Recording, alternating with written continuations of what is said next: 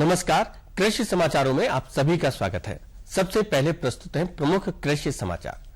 किसानों की आय दुगनी करने की तैयारी, किसानों को फसल ऋण पर राहत जारी रहेगी। दलहन उत्पादन बढ़ने की उम्मीद, कृषि विज्ञान केंद्रों के लिए नया पोर्टल। प्रदेश में 1.25 करोड़ पशुओं के लिए कृत्रिम गर्भाधान का लक्ष्य। धान और दलहन की बुआई में तेजी। मत्स्य पालकों को मिलेगा 50% अनुदान और उत्तर प्रदेश में रोपे गए 5 करोड़ पौधे। किसान भाइयों, अब कृषि समाचार विस्तार से। केंद्र सरकार किसानों की आय आगामी 5 सालों में दुगनी करने की एक राष्ट्रीय कार्य योजना पर तत्परता से काम कर रही है। इसके लिए उत्पादकता बढ़ाने, कृषि लागत में कमी, खेती में आधुनिक तकनीकों का प्रयोग, मार्केटिंग व्यवस्था में सुधार, पशुधन और दुग्ध उत्पादन में बढ़ावा जैसी कोशिशें की जाएंगी।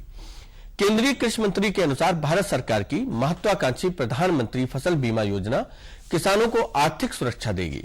अगले साल तक देश के 14 करोड़ किसानों को सॉइल हेल्थ कार्ड दिया जाएगा ताकि रासायनिक उर्वरकों के अंधाधुंध प्रयोग पर रोक लग सके।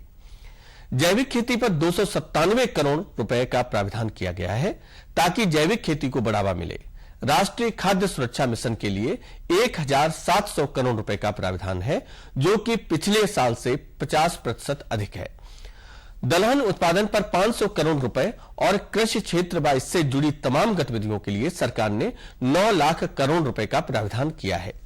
किसानों को उनकी उपज की वाजिब कीमत दिलाने के लिए राष्ट्रीय कृषि बाजार योजना के तहत देश की 585 मंडियों को ई मंडियों से जोड़ा जा रहा है ताकि किसान कहीं भी अपना उत्पाद बेच सकें।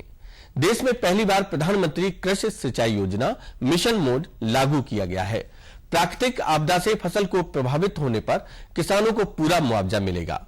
कृषि मंत्री ने कहा कि भारत सरकार द्वारा कृषि के लिए बनाई योजनाएं अगर हकीकत का रूप ले लें तो किसानों की आय को दोगुना होने में वक्त नहीं लगेगा। भारत सरकार के कैबिनेट ने निर्णय लिया है कि किसानों को लघु अवधि के लिए ऋण चालू वित्त वर्ष में 3 लाख रुपए पर 7% ब्याज लागू रहेगा। इसके अलावा जो किसान ऋण का भुगतान समय पर करेंगे उन्हें और सस्ती दर यानी 4% ब्याज पर ऋण मिल सकेगा। किसान भाइयों, आपको बताते चले कि केंद्रीय मंत्रिमंडल द्वारा स्वीकृत ब्याज सहायता योजना के तहत किसानों को 3 लाख रुपए तक ऋण 1 साल की अवधि के लिए 7% ब्याज पर दिया जाता है। बेहतर मानसून के कारण चालू फसल वर्ष में दलहन उत्पादन 18% बढ़कर 2 करोड़ टन तक जा सकता है। उत्पादन बढ़ने से दाल की कीमतों में कमी आ सकती है। सूखा पड़ने के कारण फसल वर्ष 2014-15 में दलहन उत्पादन 1.71 करोड़ टन और फसल वर्ष 2015-16 में 1.70 करोड़ रह गया था, जबकि देश में दलहन की घरेलू मांग 2.35 करोड़ टन की है। केंद्र सरकार ने दलहन की कीमतों को नियंत्रित करने के लिए घरेलू आपूर्ति बढ़ाने और जमाखोरी पर नियंत्रण के कई कदम उठाए। विकासखंड और ग्राम स्तर पर किसानों तक सरकारी योजनाएं और कृषि की आधुनिक तकनीकों को पहुंचाने के लिए देश भर में गठित कृषि विज्ञान केंद्रों की अब ऑनलाइन निगरानी रखी जाएगी। केंद्रों के काम की हर महीने समीक्षा की जाएगी। जमीनी स्तर पर इन केंद्रों को किसानों के लिए और उपयोगी तथा सार्थक बनाया जाएगा। पिछले दिनों देश भर में पहले 645 किसान विज्ञान केंद्रों की ऑनलाइन निगरानी के लिए एक पोर्टल का उद्घाटन केंद्रीय कृषि मंत्री श्री राधा मोहन सिंह ने किया। कृषि विज्ञान केंद्रों की मासिक समीक्षा की जाएगी। प्रत्येक कृषि विज्ञान केंद्रों से 1000 किसानों का सीधा संपर्क होगा। पोर्टल पर जिला स्तर की कृषि और कृषि से संबंधित विषयों की सूचना उपलब्ध रहेगी।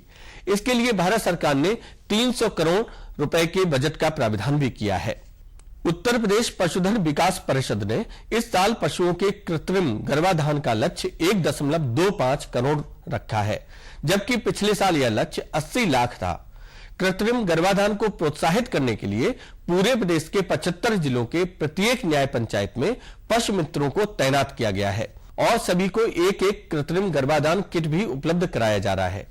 पूरे प्रदेश में लगभग 11,000 पशु मित्रों को तैनात किया गया है। प्रत्येक पशु मित्र को 1,000 कृत्रिम गर्भाधान कराने का लक्ष्य दिया गया है। इस बार मौसम विज्ञानियों ने अच्छी बारिश का संकेत दिया था और पूरे सीजन में औसत से अधिक बारिश की उम्मीद जताई है। यदि मौसम विभाग का यह अनुमान सही पाया गया तो वर्ष 2016-17 अन्नोत्पादन बढ़ने से कृषि क्षेत्र में खुशहाली आएगी। कृषि मंत्रालय भारत सरकार की 2015-16 की वार्षिक रिपोर्ट के अनुसार विगत 2 वर्षों में कम वर्षा और सूखा पड़ने के कारण वर्ष 2014-15 में 0.25% कृषि उत्पाद घटा था और वर्ष 2015-16 में कृषि वृद्धि सिर्फ 1.2% ही रही। उत्तर प्रदेश में नीली क्रांति यानी मछली पालन को बढ़ावा देने के लिए भारत सरकार की सहायता से उत्तर प्रदेश सरकार मत्स्य नर्सरी उत्पादन पर 50% अनुदान देने की योजना बना रही है। इससे मछली पालक किसान नर्सरी से बीज पैदा कर उसका विक्रय कर सकेंगे, साथ ही साथ मछली उत्पादन करके अच्छी आय अर्जित कर सकेंगे। मत्स्य विभाग उत्तर प्रदेश की इस योजना से हर मछली पालक की अपनी मत्स्य नर्सरी भी होगी, ताकि अच्छी गुणवत्ता वाले बीज के लिए उसे भटकना ना पड़े, साथ ही वह मछली उत्पादन भी कर सके। क्लीन यूपी ग्रीन यूपी के तहत उत्तर प्रदेश सरकार के वन विभाग ने पिछले 24 घंटों में 5 करोड़ पौधों का रोपण करके विश्व कीर्तिमान स्थापित किया है। राजनेताओं से लेकर स्कूल, कॉलेज, सरकारी और गैर सरकारी संस्थाएं प्रदेश के अलग अलग क्षेत्रों में सोमवार की सुबह से लेकर आज प्रातः तक 5 करोड़ पौधों का रोपण किया गया। राजधानी लखनऊ में 13 लाख पौधे लगाए गए। प्रदेश के अलग अलग क्षेत्रों में स्थित वन विभाग की 992 नर्सरियों में 9 करोड़ 43 लाख पौधे तैयार किए गए हैं। इनमें से 5 करोड़ पौधों का रोपण किया गया। कृषि समाचार के बाद आइए अब जानकारी लेते हैं प्रमुख मंडियों में प्रमुख जिंसों के ताजा औसत मंडी भाव की।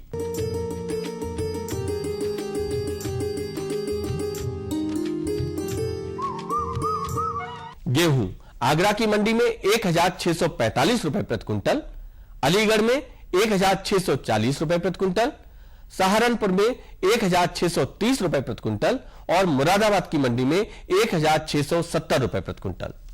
चावल आगरा की मंडी में 2150 रुपए प्रति क्विंटल, अलीगढ़ में 2325 रुपए प्रति क्विंटल, सहारनपुर में 2380 रुपए प्रति क्विंटल और मुरादाबाद में 2400 रुपए प्रति क्विंटल।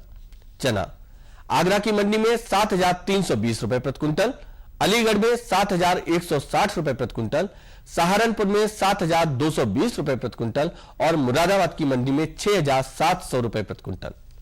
मूंग आगरा की मंडी में 6100 रुपए प्रति क्विंटल, अलीगढ़ में 5180 रुपए प्रति क्विंटल, सहारनपुर में 7530 रुपए प्रति क्विंटल और मुरादाबाद की मंडी में 8815 रुपए प्रति क्विंटल।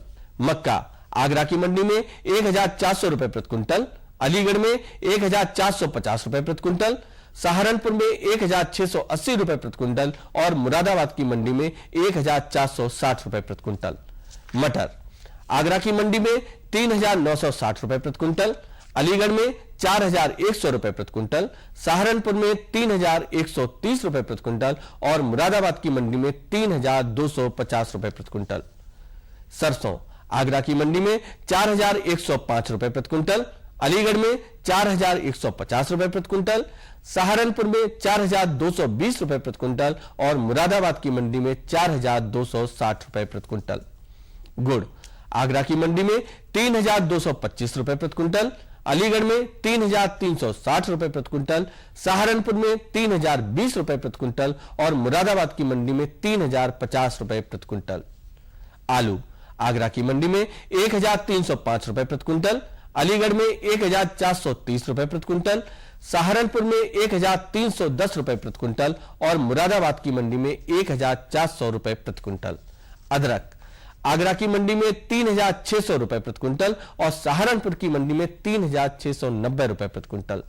बैगन आगरा की मंडी में 1310 रुपए प्रति क्विंटल, अलीगढ़ में 2250 रुपए प्रति क्विंटल, सहारनपुर में 1020 रुपए प्रति क्विंटल और मुरादाबाद की मंडी में 1525 रुपए प्रति क्विंटल। टमाटर आगरा की मंडी में 3185 रुपए प्रति क्विंटल, अलीगढ़ में 3350 रुपए प्रति क्विंटल, सहारनपुर की मंडी में 2100 रुपए प्रति क्विंटल और मुरादाबाद की मंडी में 3450 रुपए प्रति क्विंटल। सेब आगरा की मंडी में 7295 रुपए प्रति क्विंटल, अलीगढ़ में 8050 रुपए प्रति क्विंटल, सहारनपुर में 6950 रुपए प्रति क्विंटल और मुरादाबाद की मंडी में 6400 रुपए प्रति क्विंटल। किसान भाइयों, ये थे आज के कृषि समाचार और मंडी भाव। कृषि दर्शन के अगले अंक में हम फिर आपके लिए लेकर आएंगे खेती बाड़ी से जुड़ी नई नई जानकारियां। तब तक के लिए हमें अनुमति दें। नमस्कार। छींटो। और बताओ। बस। अरे ये क्या भैया जी, बस इतनी सी रासायनिक खाद? किसानी छोड़ रहे हो क्या? किसानी नहीं, नादानी छोड़ रहे हैं। मिट्टी की जांच कराई है। अब तो लाला जी जितनी जरूरत है उतने ही उर्वरक खेत में डालेंगे। हाँ, किसान भाई आज ही अपने जिले की नजदीकी भूमि परीक्षण प्रयोगशाला में मिट्टी की जांच जरूर करवाएं और मिट्टी में पोषक तत्व, नमी व पौधे के विकास को देखते हुए केवल जरूरत के अनुसार ही पोषक तत्व डालें। और हाँ, मिट्टी में गंधक, जस्ता, बोरोन जैसे सूक्ष्म पोषक तत्वों का पता लगाना भी न भूलें। उर्वरक और जैविक खाद के सही उपयोग से भूमि का उपजाऊपन बनाए रखें, उत्पादकता बढ़ाएं, खर्चा घटाएं और बहुमूल्य विदेशी मुद्रा बचाने में भी सहयोग दें। और हाँ, धीमी गति से नाइट्रोजन उपलब्ध कराने वाले उर्वरकों जैसे नीम लेपित यूरिया को प्राथमिकता दें और यूरिया का पत्तों पर छिड़काव करें। अरे वाह, तू तो सचमुच समझदार हो गया रे। अधिक जानकारी के लिए संपर्क करें जिला कृषि अधिकारी या किसान कॉल सेंटर। नई तकनीक सभी को अच्छी लगती है। मैंने भी अपने खेत की तैयारी, बुआई, जुताई, गहाई वगैरह के लिए छोटी मशीनें अपनी जरूरत के हिसाब से खरीदी। मैंने अपने खेतों में मशीन का प्रयोग किया तो काम जल्दी और आसान हो गया। खेती में मशीनों के इस्तेमाल के बाद मुझे मिली भरपूर पैदावार और ज्यादा मुनाफा। छोटी मशीनें तो हमारी अपनी अपनी हैं, लेकिन बड़ी मशीनें हमने समूह बनाकर खरीदी। किसान भाइयों और बहनों, आप भी उन्नत मशीनों और उपकरणों की खरीद पर वित्तीय सहायता का लाभ उठाएं, अपनी आमदनी बढ़ाएं और खुशहाली पाएं।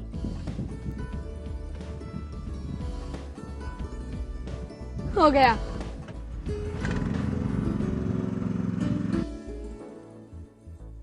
मैंने सोच लिया है, मैं तुझे कृषि का इंजीनियर ही बनाऊंगा। नई मशीनें, नए उपकरण आए आपके द्वार, ले लो इनसे अब खूब खुशी और पैदावार। जी जी जी। किससे बात कर रहे थे इतना हंस हंस कर? किसान कॉल सेंटर में विशेषज्ञ से खेती के बारे में सलाह ले रहा था। सुबह भी, रात को भी? किसान कॉल सेंटर सुबह 6 बजे से रात को 10 बजे तक खुलता है। रविवार को भी? साल के 365 दिन खुलता है। पर तुम ये सब क्यों पूछ रही हो? मैं तो कुछ और ही समझी थी। कृषि संबंधी समस्याओं का अपनी भाषा में तुरंत समाधान पाने के लिए पूरे भारत में किसी भी फोन से राष्ट्रीय हेल्पलाइन नंबर 1800-180-1551 पर संपर्क करें।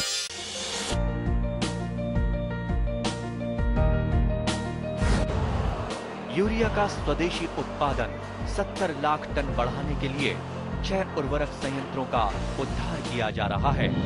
FCIL के गोरखपुर, सिंदरी, तलचर और रामागुंडम संयंत्र, HFCL की बरौनी इकाई और BVFCL की नामरू फोर्थ।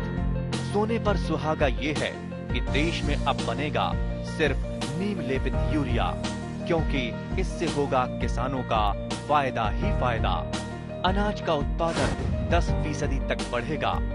बढ़ेगी 10 से 15% नाइट्रोजन क्षमता।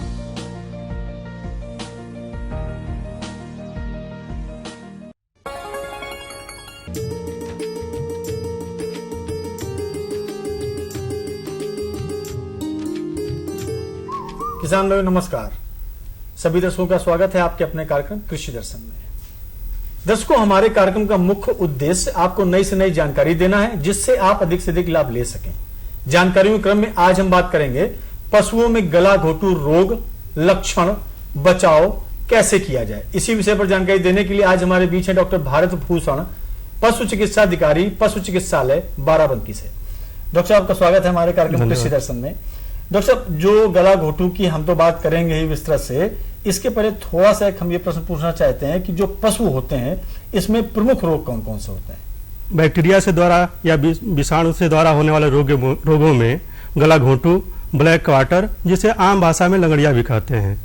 इसके अतिरिक्त विषाणुओं या वायरस से होने वाले रोगों में रिंडरपेस्ट और इन्फेक्शियस बोवाइन राइनोट्रैकियाइटिस होती है। इसके अलावा कुछ बीमारियां प्रोटोजोआ के द्वारा भी प्रोटोजोअल भी होती हैं। उसमें जैसे आप लोग भली भांति परिचित हैं सर्रा तथा रेड वाटर। गला घोटू की हम डॉक्टर साहब बात कर रहे हैं, तो बात ये क्यों कर रहे हैं? क्यों जो है गला घोटू क्या इतना नुकसानदायक है हमारे पशुओं के लिए? या दूसरी तरीके से बात करें कि इसके लक्षण क्या हैं? गला घोटू के हमारे किसान पहचान कैसे कर सकते हैं?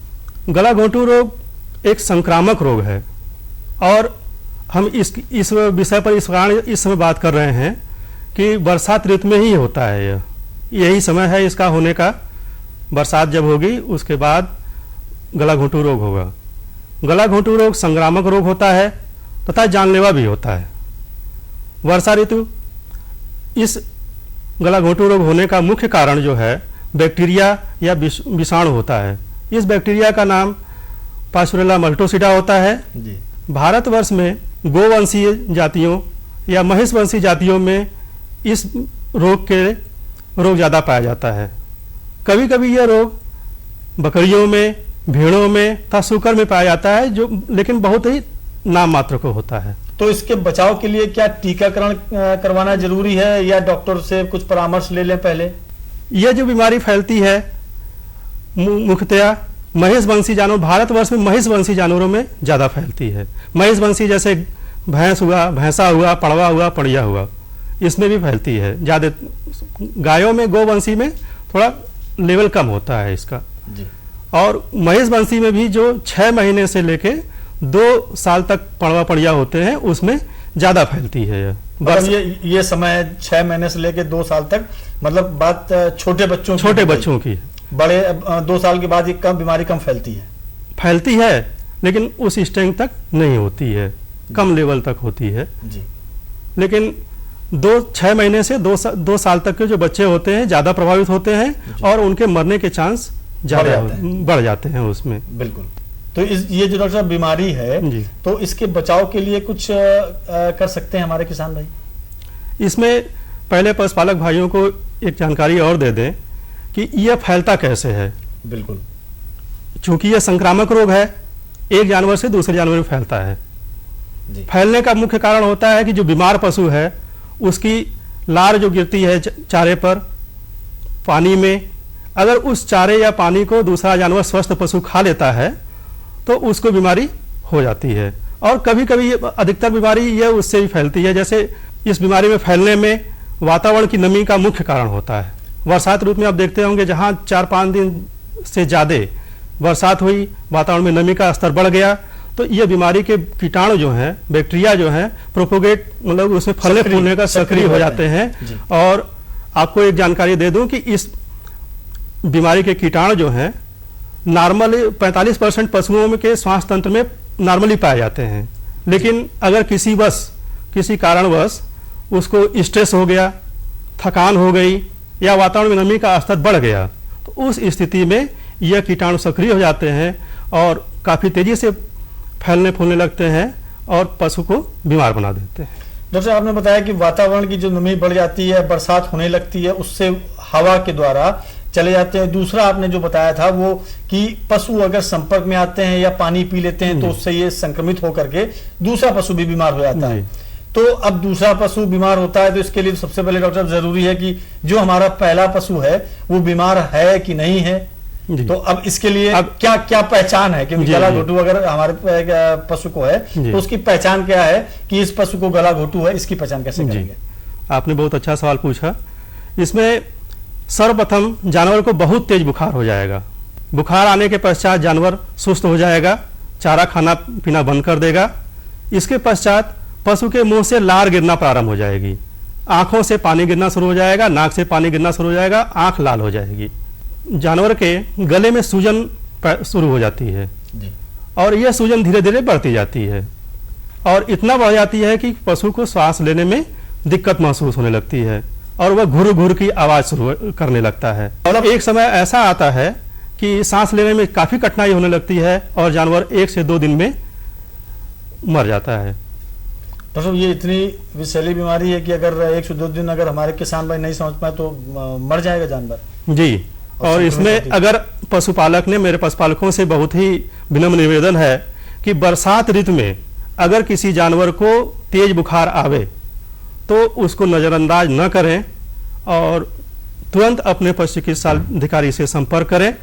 पशु चिकित्सा अधिकारी आकर उसको चेक करेंगे और यदि गला घोंटू है तो उसका उसी आधार पर इलाज करेंगे और यदि कोई दूसरी बीमारी उनको समझ में आती है तो उसका इलाज करेंगे। डॉक्टर साहब, ये बात तो हमारे किसान भाइयों के लिए हो गई और किसान भाई हमारे ध्यान में रखेंगे जी।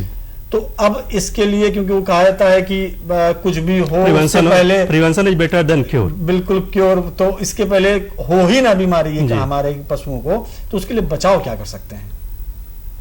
पशुपालक भाइयों, यह ऐसी बीमारी है जिसके खिलाफ टीका उपलब्ध है।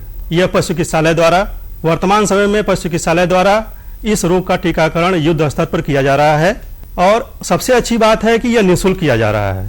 विगत वर्षों में इसका शुल्क लिया जाता था, लेकिन हमारी सरकार ने पिछले विगत वर्ष से इसको निःशुल्क कर दिया है। अतः आप अपने सभी जानवरों को गला घोंटू, ब्लैक क्वार्टर, लंगड़िया का, बीक्यू का टीकाकरण इस बरसात ऋतु से पहले ही, क्योंकि इम्यूनिटी डेवलप होने में कुछ टाइम लगता है, तो बरसात ऋतु से पहले ही इसका टीकाकरण अवश्य करवा लें। अगर किसी कारणवश पशु चिकित्सालय से कोई टीम नहीं आ पाती है, आपका टीकाकरण नहीं लग पाता है, तो आप पशु चिकित्सालय पर संपर्क करके वहां से जानवरों का टीकाकरण अवश्य करवा लें। दोस्तों, आपने बात की कि टीकाकरण अवश्य करवा लें। ह्यूमिडिटी मतलब नमी की आपने बात की कि नमी मौसम में फैले उसके पहले टीकाकरण करवाना जरूरी है जी। तो क्या सभी पशु टीकाकरण करवा लें जो 6 माह के हैं, 3 माह के हैं, 1 साल के हैं, 2 साल के हैं, 5 साल के हैं, जी। या निश्चित कुछ ही टीकाकरण करवा लें? नहीं, इसमें 6 महीने से ऊपर सभी पशुओं का टीकाकरण अनिवार्य है जी। चाहे वह थोड़ा सा आप लोगों में, पशुपालक भाइयों में भ्रांति भी होती है कि गाभिन पशु को लगवा देंगे तो नुकसान हो जाएगा। आपको यह मैं बता दूं कि इस टीकाकरण की वजह से कोई नुकसान नहीं होता है। आप अपने सभी पशुओं का टीकाकरण अवश्य करवाएं। 6 महीने के ऊपर के पड़वा पड़िया, 6 महीने से लेके 2 साल तक के जो पड़वा पड़िया है उनका टीकाकरण तो अवश्य ही करवाएं। ये तो बीमारी आगे नहीं बढ़ेगी, बात तो चलिए ठीक है, अच्छी है, लेकिन जो आपने बात कही ह्यूमिडिटी, नमी की, नमी तो किसान हमारे नहीं रोक पाएंगे। अगर नमी के माध्यम से या वायु के माध्यम से नाक के अंदर वो संक्रमण हो गया और पशु हमारा बीमार हो गया, तो उस अवस्था में जो बीमार हमारा पशु है उसके लिए जो आहार व्यवस्था है या उसका जो रहने का जो स्थान है जी। वो कैसा होना चाहिए? जो बीमार पशु है, यदि आपका पशु बीमार हो जाता है तो उसको अन्य स्वस्थ पशुओं से हटा के अलग बांध दें, किसी अच्छे मतलब कि जहां पर साफ सुथरा जगह हो और अन्य पशुओं से सेपरेट हो, अलग कर दें उसको, और उसके चारा पानी को अन्य पशुओं को न दें जी। मतलब चारा पानी भी उनका अलग कर दें और उनसे पशुओं से अलग भी कर दें। और खास तौर पर ये हमारे किसान भाई बिल्कुल ध्यान रखेंगे। आपने जो भी महत्वपूर्ण जानकारी दी इसके लिए आपका बहुत बहुत धन्यवाद।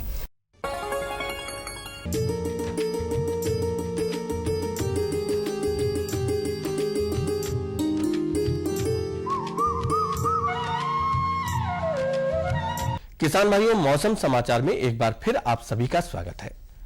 लखनऊ और आसपास के क्षेत्रों में पिछले कई दिनों से तेज धूप और उमस की स्थिति बनी हुई थी। आसमान में बादलों की आवाजाही का कोई प्रभाव नहीं दिख रहा था। लखनऊ में कल सोमवार को मई जून की तपिश महसूस की गई। सुबह से शाम तक तेज धूप ने झुलसाया तो पूर्वी हवाओं के कारण उमस ने लोगों के पसीने छुड़ा दिए। मौसम विभाग के अनुसार लखनऊ में अब तक 100 मिलीमीटर से ज्यादा बारिश हो चुकी है। आंचलिक मौसम विज्ञान केंद्र के अनुसार आज शहर में हल्के बादल छाए रहने की संभावना है। भारतीय कृषि अनुसंधान संस्थान के मौसम आधारित कृषि परामर्श सेवाओं के अनुसार किसान भाई इस समय ग्वार, बाजरा, लोबिया, पालक, चौलाई आदि की बुआई कर सकते हैं। बीज किसी प्रमाणित स्रोत से ही खरीदें और खरीद की रसीद अवश्य प्राप्त कर लें। कद्दू वर्गीय सब्जियों में फल मक्खी की निगरानी करते रहें। इसके लिए मिथाइल यूजीनाल ट्रैप का प्रयोग करें। यदि किसी कीटनाशक का छिड़काव करना हो तो साफ मौसम में ही करें। किसान भाइयों, ये थे आज के मौसम समाचार। मौसम समाचार के अगले अंक में आपसे फिर मुलाकात होगी। तब तक के लिए हमें अनुमति दीजिए। नमस्कार।